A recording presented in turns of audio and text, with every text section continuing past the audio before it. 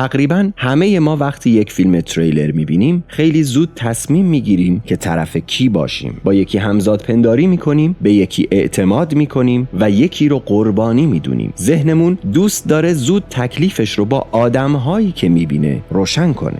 اما تریلرها یا همون فیلم‌های هیجان انگیز و تعلیقی دقیقاً برای همین ساخته شدن، برای اینکه ما رو سمت آدم اشتباه هل بدن. به این سوالات خیلی دقت کنید. آیا فیلم داره ما رو گول میزنه یا مغز ما داوطلبانه خودش داره خودش رو گول میزنه؟ چرا توی تریلرها معمولاً به کسانی اعتماد میکنیم که نباید؟ چرا وقتی حقیقت آروم آروم آشکار میشه حس میکنیم فریب خوردیم، در حالی که اگر برگردیم عقب میبینیم که همه چیز جلوی چشمهامون اتفاق افتاده بود؟ برای جواب این سوالها باید هم ذهن انسان رو خوب بشناسیم و هم بفهمیم ژانر تریلر دقیقاً چه کاری با ما میکنه.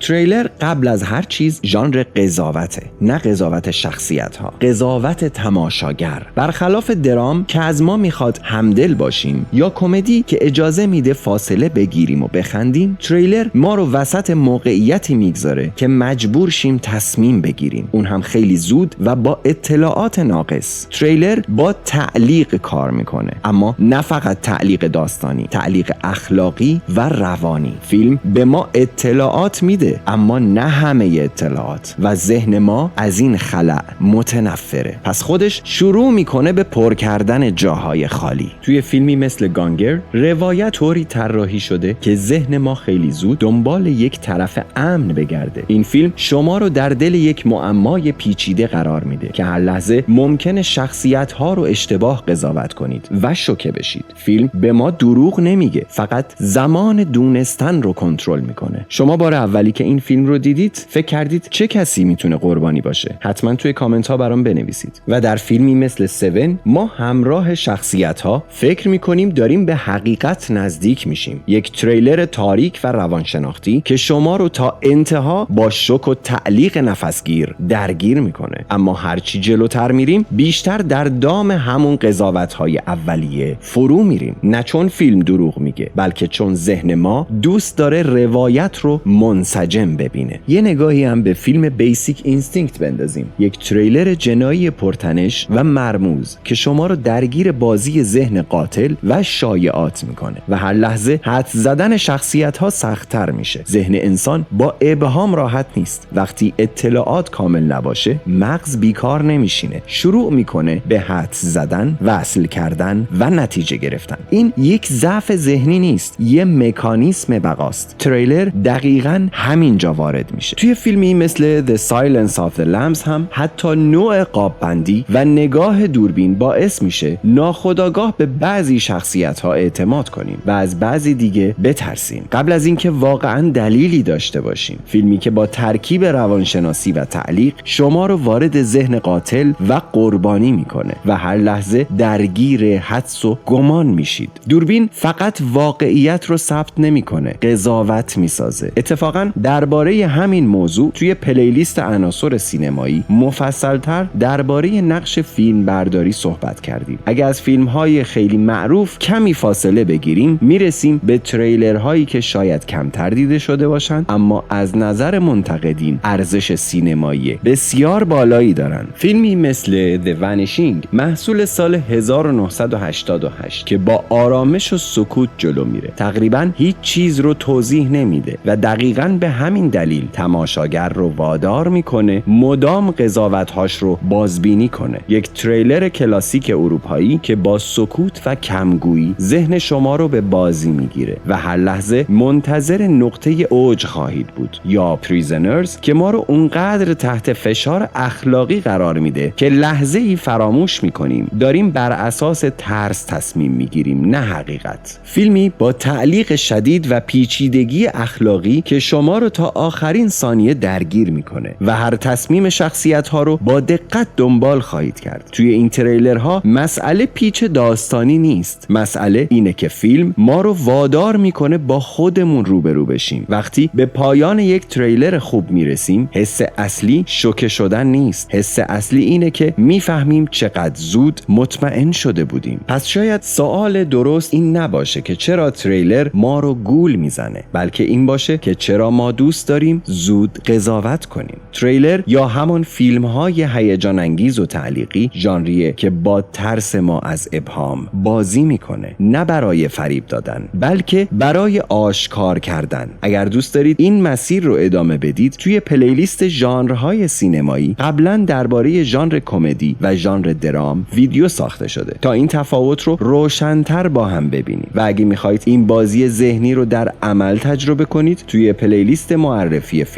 فیلم‌هایی از ژانرهای مختلف معرفی شده که هر کدوم به شکلی تماشاگر رو سمت قضاوت‌های اشتباه هدایت میکنن. تریلرها شاید ما رو به طرف آدم اشتباهی ببرن، اما اگر دقیق‌تر نگاه کنیم در نهایت ما رو به شناخت دقیق‌تری از خودمون میرسونن. من احمد هستم و اینجا سینمالوژیه.